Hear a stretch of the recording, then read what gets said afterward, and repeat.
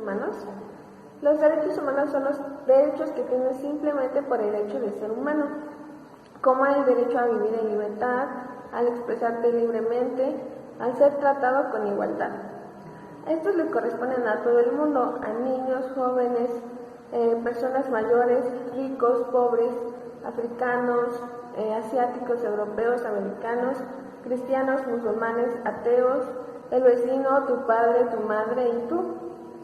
De acuerdo con las Naciones Unidas, hay un total de 30 derechos universales humanos. Se encuentran en la Declaración Universal de los Derechos Humanos y se ha traducido a más de 500 idiomas. Pero para que surgiera esto, costó mucho y la vida de muchas personas. ¿Por qué?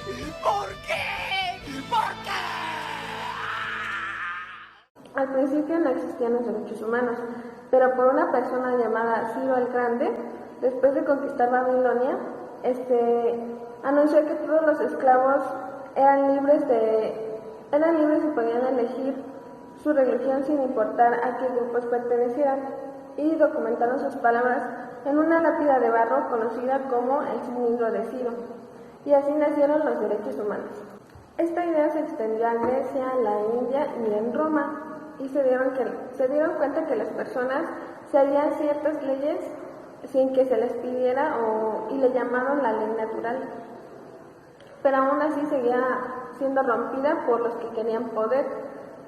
Fue hasta 1000 años después, en 1215 después de Cristo, en Inglaterra, lograron a través de la Carta Magna que el rey aceptara que nadie podía invalidar los derechos de las personas, ni siquiera el rey. Pero aún así un grupo de rebeldes británicos declararon su independencia y así nacieron los Estados Unidos. Los franceses siguieron por su propia revolución, por sus propios derechos. En 1800, en Francia, un emperador llamado Napoleón decidió revocar la nueva democracia francesa y se declaró a sí mismo emperador del mundo. Batman, mira el tamaño de esas bolas. Pero los países de Europa unieron fuerzas y lo vencieron. Se establecieron derechos internacionales en toda Europa por el resto del mundo. Todavía no tenían esos derechos. Al contrario, fueron invadidos y conquistados por los europeos. Pero un hombre abogado hindú llamado Mahatma Gandhi, ante la violencia, decidió que toda la gente en la tierra tenía derechos. Y de ahí surgieron 2 guerras mundiales. Hitler exterminó con toda la mitad de la población judía.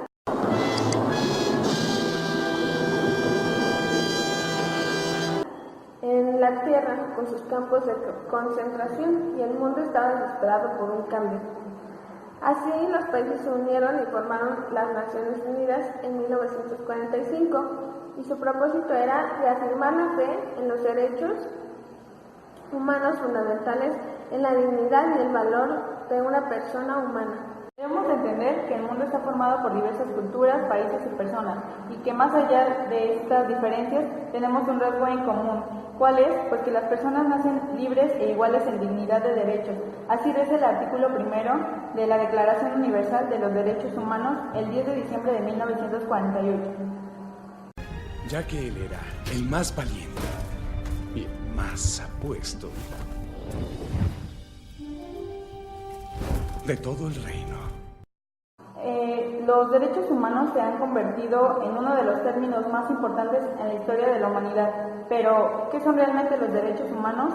¿Quién es el responsable de su defensa? ¿Y son realmente válidos para todos los seres humanos? Es una muy buena pregunta, la verdad, y no sé qué contestarte. Forman parte también del derecho internacional, ya que la Carta de las Naciones Unidas contenía importantes pasajes dedicados a la protección y el significado de los derechos humanos.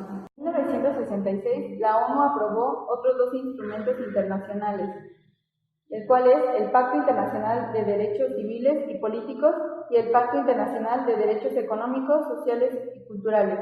Juntos se denominan Leyes Internacionales de Derechos Humanos. Dentro de los derechos humanos tenemos 2 principales organizaciones cuya función es proteger los derechos humanos de todo el mundo. El principal es el Consejo de los Derechos Humanos, quien fue creado el 15 de marzo del 2006, creado por la Asamblea General. Anteriormente se llamaba Consejo de los Derechos Humanos de la ONU, quien estuvo en funcionamiento por 60 años. Posteriormente, en el año del 2006, fue creado este Consejo de los Derechos Humanos, quien actualmente está compuesto por 47 representantes de Estado y cuyo objetivo o función es la protección de los derechos humanos en todo el mundo. Bueno, y como todas las organizaciones tienen un día de celebración, en este caso, dentro de lo que es el Alto Comisionado de los Derechos Humanos, se celebra el 10 de diciembre de cada año. El segundo organismo es el Alto Comisionado de los Derechos Humanos, quien ejerce su responsabilidad dentro de lo que es la ONU. Este tiene actividades relacionadas a lo que son los derechos humanos y a su vez se encarga de responder ante violaciones. ¿Cuál es la siguiente fase? ¿Robar autos? ¿Nadar con vagabundos? Que se cometan dentro de estos mismos derechos. Y por otra parte, este es el punto central donde se encargan de los derechos humanos cuando se cometen violaciones a los mismos, como ya lo había comentado. Y este es como la Secretaría del Consejo de los Derechos Humanos. ¡Adoro los finales felices! Salvo que hay un pequeño problema. Si la gente tiene derecho a la comida y el cobijo, ¿por qué hay 16.000 niños muriendo de hambre cada día? 1 cada 5 segundos. Si la gente tiene libertad de expresión, ¿por qué hay miles de personas en prisión por hablar claro? Si la gente tiene derecho a la educación, ¿por qué hay más de 1.000 millones de adultos incapaces de leer? Si la esclavitud ha sido abolida verdaderamente, ¿por qué hay 27 millones de personas todavía esclavizadas hoy en día? Más del doble de las que había en el siglo XIX. El hecho es que, cuando se firmó, la Declaración Universal de los Derechos Humanos no tenía la fuerza de la ley, era opcional.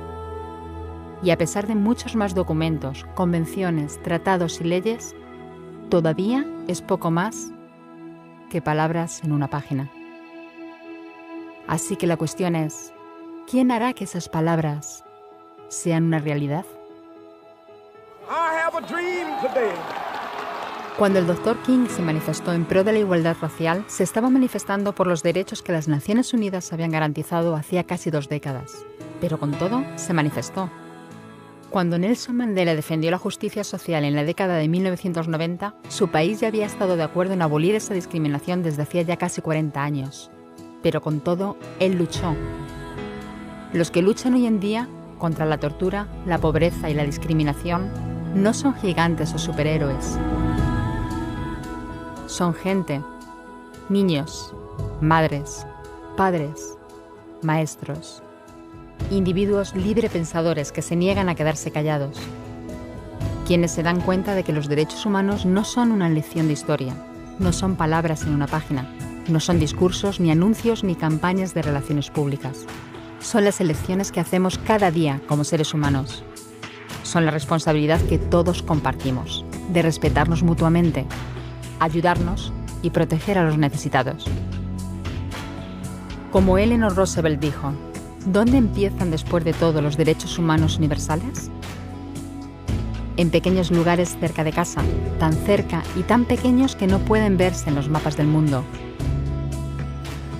Aún así, son el mundo de la persona individual, el barrio donde vive, la escuela o la universidad a la que asiste, la fábrica, la granja o la oficina donde trabaja. Esos son los lugares donde cada hombre, mujer y niño buscan justicia igualitaria, igualdad de oportunidades, dignidad igualitaria sin discriminación. A menos que esos derechos tengan un significado ahí, tienen muy poco significado en cualquier otra parte.